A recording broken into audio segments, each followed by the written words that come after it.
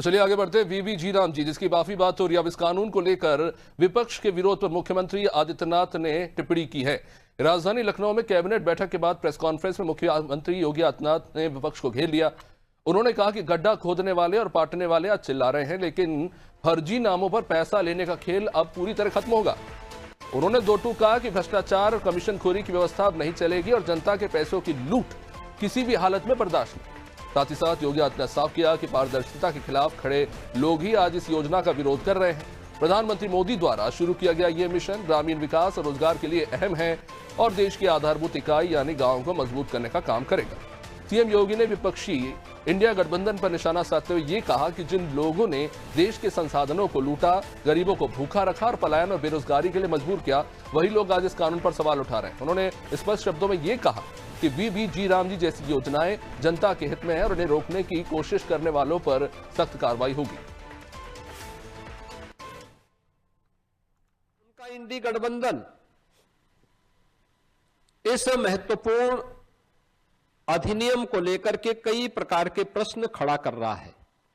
आश्चर्य होता है कि देश के हित में, श्रमिकों के हित में, किसानों के हित में, गांव के विकास के हित के लिए उठाए गए जिस महत्वपूर्ण कदम का समर्थन होना चाहिए, आभार व्यक्त करने की बजाय वह भ्रष्टाचार को प्रोत्साहित करने के अपने पुराने कारनामों को ही खुल के समर्थन कर रहा है।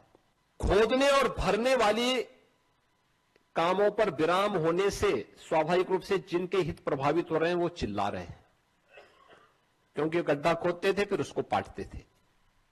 ठीक है, राजधानी लखनऊ से जया हमारे साथ जुड़ चुकी हैं।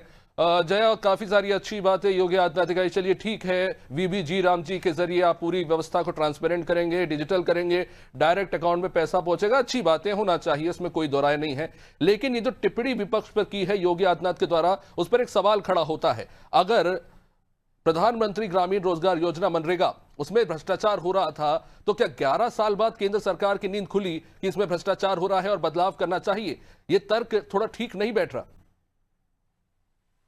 देखिए, वैसे सबसे बड़ी बात है कि आज वीवी जी राम जी को लेकर आज मुख्यमंत्री योगी आदित्यनाथ ने प्रेस कॉन्फ्रेंस में करने के बाद उन्होंने साफ तौर पे कहा कि वीवी जी राम जी जो है मनरेगा को जो नया नाम रखा गया है वो कहीं ना कहीं अब आत्मनिर्भर भारत का आधारशिला होगा और विकसित भारत में एक सबसे बड़ा योगदान देगा। ग्रामीणों को एक सबसे बड़ा जो रोजगार देने वाला ये एक योजना रहा है और ऐसे में वीवी जी राम जी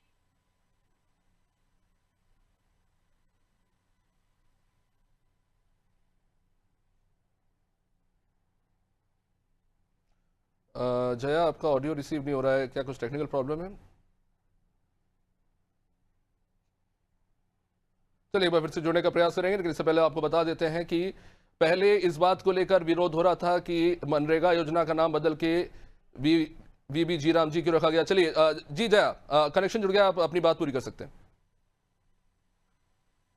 सबसे बड़ी बात अभिषेक ये है कि जो नाम रखा गया इसको लेकर लगातार जो है कांग्रेस की तरफ से इसका विरोध प्रदर्शन किया जाएगा। कांग्रेस ने भी योजना भी बनाया है कि जिलेवार इसका प्रदर्शन किया जाएगा ताकि नाम का और जिस नाम को लेकर अगर आपको कोई योजना लाना ही था तो आप कोई और योजना ला सकते थे, नाम क्या बदलने की आन पड़ी, मतलब जरूरत आपको पड़ गई थी। हालांकि मुख्यमंत्री का कहना था कि मनरेगा का जो पहले योजना चलता था, जिस नाम जो मनरेगा का नाम रखा गया था, कहीं ना कहीं मनरेगा योजना में और जिस प्रक्रिया के तहत चलता था उसमें बहुत बड़ा घोटाला था। श्रमिक जिस जिले में कम होते थे वहां पैसा तो बहुत खर्चा होता था, फिजूल खर्ची होती थी, फर्जी प्रपत्रों के आधार पर खर्चा किया जाता था। कहीं ना कहीं पैसे का जो लूटपाट था, पैसे का जो घोटाला था, वो कहीं ना कहीं कांग्रेस की सरकार में इंडी गठबंधन के तमाम सहयोगियों के द्वारा इसमें किया गया। मुख्यमंत्री का साफ तौर पे कहना था कि देश के संसाधनों पे कांग्रेस ने बड़ा डाका डाला था और समाजवादी पार्टी ने भी मनरेगा में घोटाला किया था। और उन्होंने ये भी कहा कि अब मजदूरों को जो देरी होता था उनको पैसे मिलने में, उनको मजदूरी मिलने में, वो अब देरी नहीं होगा, सप्ताह भर के अंदर मिल जाएगा। जो पहले 100 दिन था वो 125 दिन हो चुका है, यानी कि काम के जो दिन थे वो बढ़ चुके हैं। और खासतौर पे जो पैसे को लेकर लगातार जद्दोजहद मजदूरों को करना पड़ता था कि काम करने के बाद मजदूरी के लिए उनको जद्दोजहद करना पड़ता था ग्राम पंचायत स्तर पे, वो नहीं करना होगा। और साथ में बेरोजगारी भत्ता, यानी कि अगर काम का अगर आपको अगर 125 दिन का है, उस दरमियान आपको काम नहीं मिलता है, अगर वो फुल हो चुका है तो आपको बेरोजगारी भत्ता भी दिया जाएगा।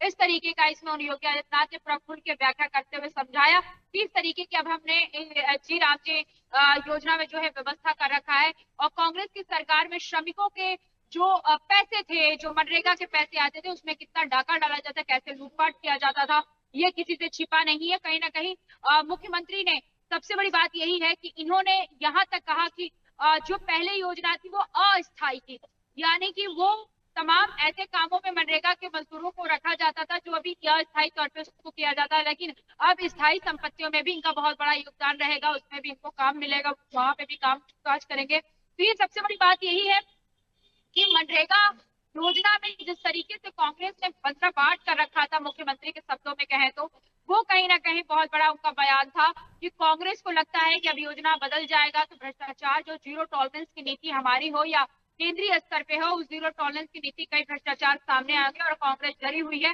कांग्रेस को लगता है कि अगर योजना जमीनी स्तर पे गया, मूलभूत जो जरूरत है किसी को वहां तक योजना गया, तो कहीं ना कहीं कांग्रेस को लगता है कि जो हमारे भ्रष्टाचार की कुनबा रहा है उस पर कहीं ना कहीं खुलासा हो जाएगा। जितने भी घोटाला हुए, मनरेगा में सबसे बड़ा घोटाला हुआ है, समाजवादी पार्टी पे भी उन्होंने हमला किया। तो खासतौर पे देखा गया कि मुख्यमंत्री ने इसके लाभ तो गिनाए ही गिनाए, लेकिन पुरानी योजनाओं में कितना घोटाला, कितना भ्रष्टाचार, कितना कांग्रेस के द्वारा उसमें फर्जी प्रपत्रों के आधार पर फर्जी पैसों का वितरण कर दिया जाता था, कैसे वहां पे फर्जी घोटाले किए जाते थे, किसे फिजूल खर्चा बढ़ाया जाता था। इन तमाम चीजों पे मुख्यमंत्री योगी आदित्यनाथ ने हमला किया और खासतौर पर टारगेट पे कांग्रेस सबसे बड़ी रही और इंडिया गठबंधन के सहयोगी गठबंधन को भी टारगेट पे रखा था। उन्होंने साफ तौर पे ये भी कहा, अभिषेक, कि अब जो ग्रामीण है, ग्राम के लोग जो हैं, गांव के लोग जो हैं आत्मनिर्भर बनेंगे, श्रमिक जो है आत्मनिर्भर रहेंगे और जो यूपी के गांव है वो अब तेजी से विकास करेंगे। विकसित उत्तर प्रदेश 2047 का जो प्रधानमंत्री नरेंद्र मोदी जी का जो कल्पना है कि 2047 में विकसित भारत बनेगा, तो उसमें विकसित भारत उत्तर प्रदेश का सबसे बड़ा योगदान होगा। विकसित भारत उत्तर प्रदेश भी बनाने में खासतौर पे जी राम जी का बहुत बड़ा योगदान होगा, क्योंकि निचले स्तर पे ये योजना जाएगा और निचले स्तर पे जो ग्रामीण है, जो लोग बेरोजगार लोग हैं, जो श्रमिक देखते हैं जया, सुनने में तो काफी मीठी बातें हैं, लेकिन जमीनी स्तर पर योजना किस तरह से काम करेगी आने वाले समय में देखना होगा। खैर, दावे तो बहुत बड़े बड़े किए जा रहे हैं, अब देखना होगा कि आगे योजना सफल होती है, ये भी भ्रष्टाचार की भेंट चढ़ जाती है।